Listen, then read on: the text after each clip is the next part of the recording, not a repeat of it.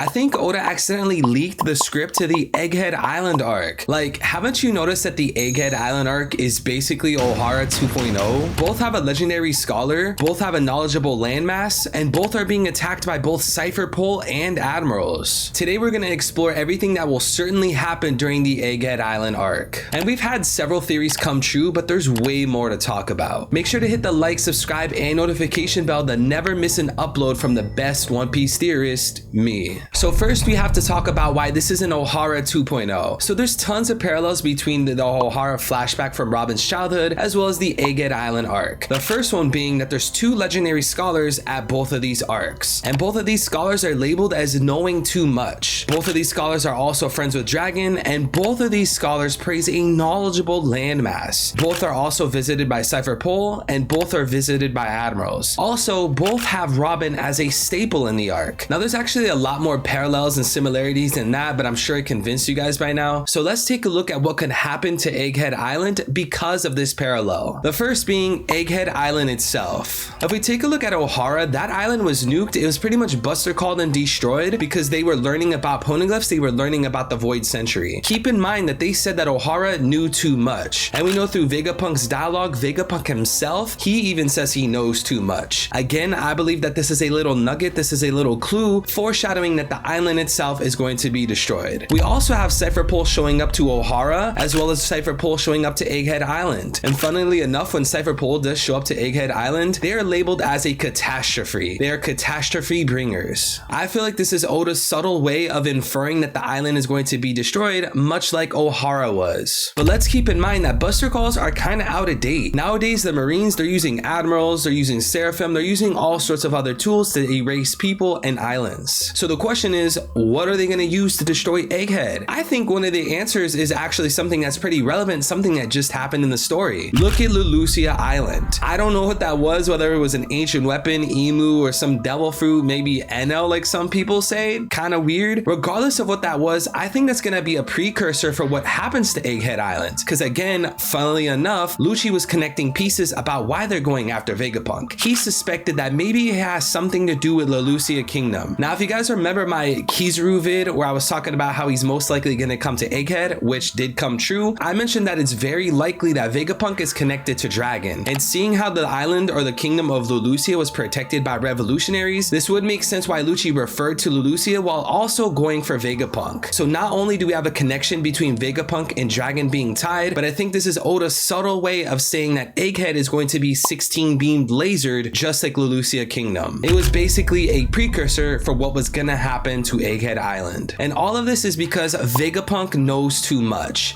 just like Ohara, just like Professor Clover. And just one more little tidbit, I feel like Oda's pattern here, Oda's intention is to build up this grandiose island, this island that's deeply connected to the ancient kingdom, all this great technology, just to destroy it, just to eradicate it. He does this with characters, he does this with other islands, and more specifically, the fact that this is deeply connected and related to the ancient kingdom is even a bigger red flag. Like, they are going to erase this island. With Vegapunk being 500 years advanced, no one else is going to be able to run this island. No one else is going to be able to utilize this technology, at least at a scientific level. So if they're trying to get rid of Vegapunk, then surely they would try to get rid of the island, which is why I believe Vegapunk is trying to leave the island. Yes, they're targeting him, but I'm expecting him to expect the island to get destroyed. Now let's talk about the scholar. Let's talk about Vegapunk. Is he going to survive the Egghead Island arc? My answer is yes. I think he's actually going to survive, unlike Clover did. Now, technically, this isn't a parallel because Clover did die, whereas I believe Vegapunk's gonna live. I believe this is simply just gonna be an inversion. Now, in this case, we have Vegapunk protected by Luffy, more specifically Gear 5 Luffy, the strongest creature in the world, whereas Clover didn't really have backup. Yeah, he had Saul, I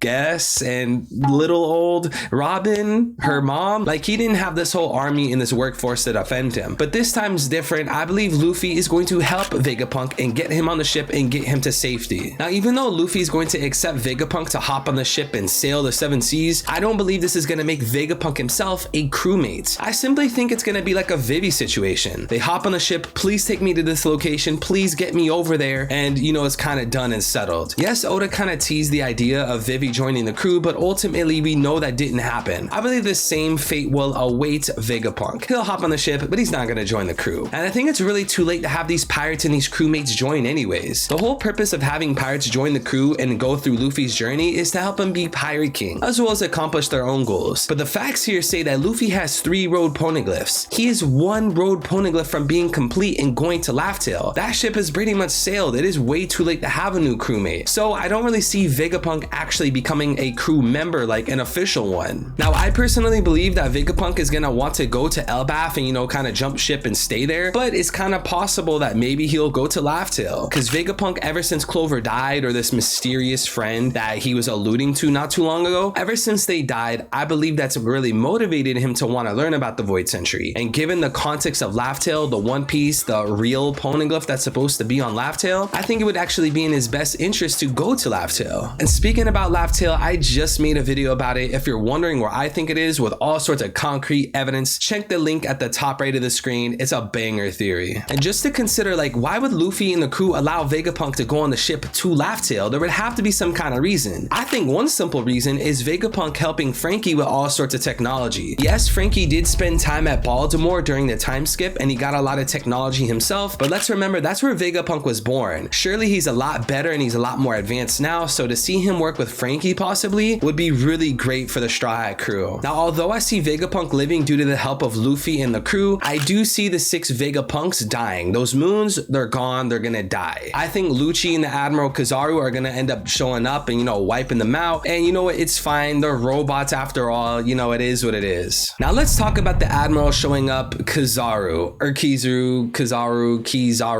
however you say it.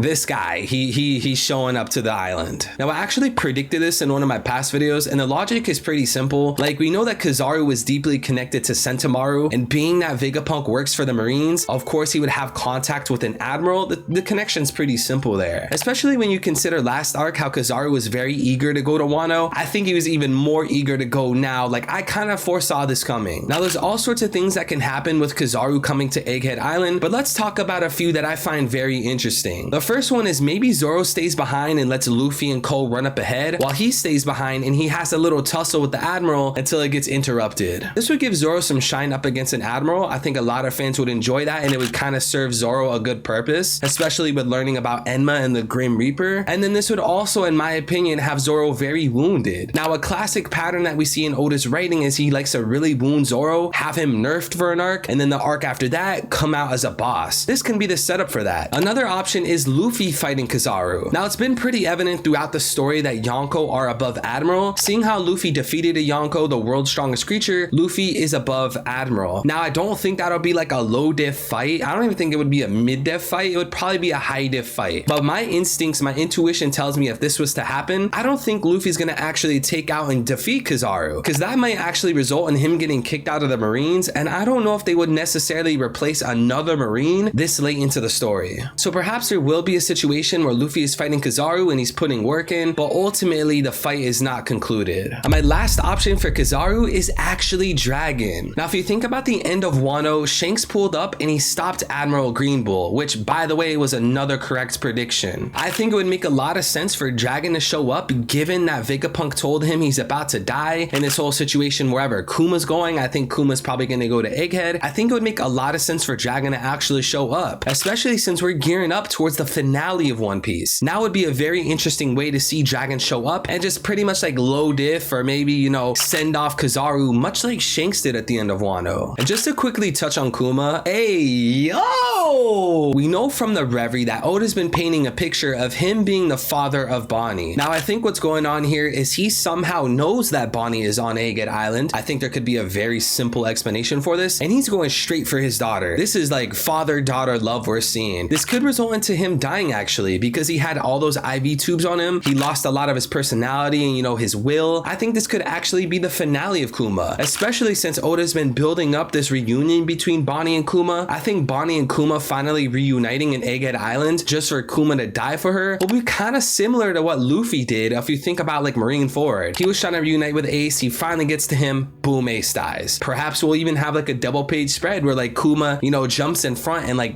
saves Bonnie and dies in the process. We'll have to wait and see. Now, the final topic is Blackbeard versus versus Law, because this is technically a part of the Egghead Island arc. So it has been a few chapters since we've seen them fight. I believe at this point in the recording, it has been like 4 or 5 chapters. I don't think we're gonna pick up at the exact moment we left off. I think we're gonna pick up towards the end of the fight, you know, those last 5-10 minutes. And if I recall correctly, I believe something pretty similar to Blackbeard versus Ace actually happened too. Now, the real question that we're all wondering here is, will Law die? Now, I think this is actually determined with something very important about Blackbeard's character, which is a different question. Does Blackbeard know about the perpetual youth surgery? I think depending on if he does or if he doesn't, that will result in Law dying or not. Now, again, if we think back to Blackbeard versus Ace, we saw that Blackbeard talked about how he had a devil fruit encyclopedia. In my personal opinion, I believe Oda insinuated that Blackbeard had the old version, because apparently there seems to be an old and new version of the devil fruit encyclopedia. I believe Blackbeard has the old version. That's how he learned about the Yami Yami no Mi. So perhaps the old version where he learned about the Yami fruit, he also learned about the Ope fruit as well as the perpetual youth surgery. This could be an easy explanation for why Law will die in order for Blackbeard to utilize the perpetual youth surgery. And just to clarify, guys, it is perpetual youth surgery. Yes, immortality. But this means the character will not die from natural means. They will not die from age. They could only be killed by artificial means. For an example, if Law used the perpetual youth surgery on Luffy, this would make Luffy eternally young, but if someone stabbed Luffy's heart, then Luffy would die. That's what the perpetual youth surgery means. So again, if Blackbeard knows about the operation, he can simply force Law to use it, or Blackbeard will kill Law. Because don't forget, there's doctors all around the globe of One Piece. There's doctors in Drum Island. He even recruited a doctor for his crew. There are doctors all around One Piece. He can easily get a doctor to use that fruit and make him perpetually youthful. Now, in the case that Blackbeard doesn't know about the operation, I think he can actually force Law to work with him. And I think this would make a lot of sense for the story. If you look into Edward Lowe, the real life pirate that inspired Law, he actually carried the flag of Blackbeard when he began his own pirate journey. Now, I don't believe that Law in One Piece did the same thing. Like, I don't think he was originally a Blackbeard pirate. I mean, I sort of did think that was possible, but it might be an inversion. Again, Edward Lowe, he began with the Blackbeard pirate flag and then made his own, but then Law will have his own flag and then merge into a Blackbeard pirate. A cool little inversion. Now, for more details about Law joining Blackbeard, we also have to consider the finale of Wano. When Luffy and Law were splitting up and departing, Law told Luffy that next time they see each other, they will be enemies. So if Blackbeard doesn't know about the operation and he forces Law to work with him or for him, surely this would come to fruition. We would look at that panel of Law talking to Luffy and we would point at it and we'd be like, yes, that was foreshadowing how they were gonna eventually be enemies. Why? Because Law is now working with Blackbeard, or at least forced to. Now, one of the most popular theories in One Piece is that Law is a member of Sword, and another separate theory is that Kuzan is a member of Sword. Now, the whole point of Sword, as it seems, is that it's a marine organization that is opposing the Celestial Dragons, or at least that's the most likely option for it. So given the case that Law and Kuzan are both members of Sword, if Law was forced to work with Blackbeard, perhaps him and Kuzan could actually leave the Blackbeard pirates and go do some Sword stuff, you know, kind of defect from the crew. Because one thing we need to consider is that the Blackbeard pirates currently outnumber the Straw Hat pirates. If you include Kuzan with that crew, the Straw Hat pirates are outnumbered by 1 crewmate. So perhaps Law and Kuzan will actually leave the crew, and this will cause Blackbeard pirates versus Straw Hat pirates to be evenly matched. But basically, the Egghead Island arc is Ohara 2.0, but Vegapunk will survive, Egghead Island will be destroyed, and the Kizaru fight will be interrupted.